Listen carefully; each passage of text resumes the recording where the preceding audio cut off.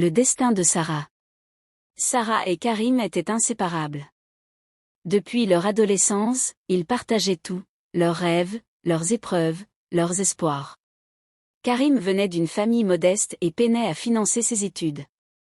Sarah, animée par un amour sincère et une loyauté sans faille, n'a jamais hésité à l'aider. Chaque jour, sous le soleil brûlant du marché, ils vendaient ensemble des galettes, des biscuits et des chocolats. Sarah se privait parfois pour mettre de côté un peu d'argent. Elle se lança dans de petits commerces, économisant chaque pièce avec un seul objectif: aider Karim à s'en sortir. Puis vint le grand jour. Grâce aux efforts inlassables de Sarah, Karim put enfin obtenir un visa pour la France. Avec des larmes de joie, elle lui remit toutes ses économies. « Réalise nos rêves là-bas », lui chuchota-t-elle avec espoir. Karim la serra dans ses bras, lui promettant un avenir radieux. Mais les promesses ne sont parfois que des mots emportés par le vent. Une fois en France, Karim changea. Il ne répondait plus aux appels de Sarah, prétendant être occupé. Puis un jour, il coupa complètement le contact. Sarah apprit par des connaissances qu'il s'était mis avec une femme blanche.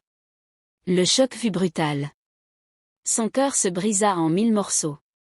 Elle pleura des nuits entières, inconsolable. Mais au lieu de sombrer, elle trouva refuge dans la prière. Elle confia sa douleur à Dieu, espérant un jour trouver la paix. Le temps passa, et un jour, sur son chemin, elle rencontra un homme bon, sincère, qui l'aima pour ce qu'elle était. Il la respecta, l'encouragea et ensemble, ils bâtirent un avenir solide. Sarah trouva un bon emploi, prospéra et se reconstruisit. Ils se marièrent dans la joie et l'amour, entourés de leurs proches.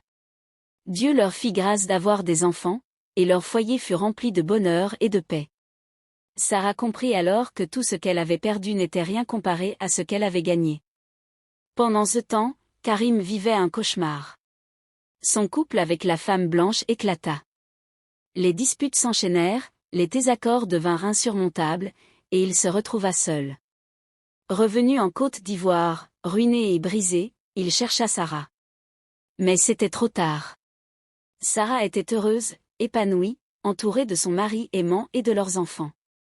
Karim, rongé par les regrets, la supplia de lui pardonner et de lui donner une seconde chance. D'un regard rempli de sérénité, Sarah lui répondit doucement. « Non Karim. Mon cœur n'appartient plus au passé. J'ai tourné la page. Je suis une femme mariée et mère de famille.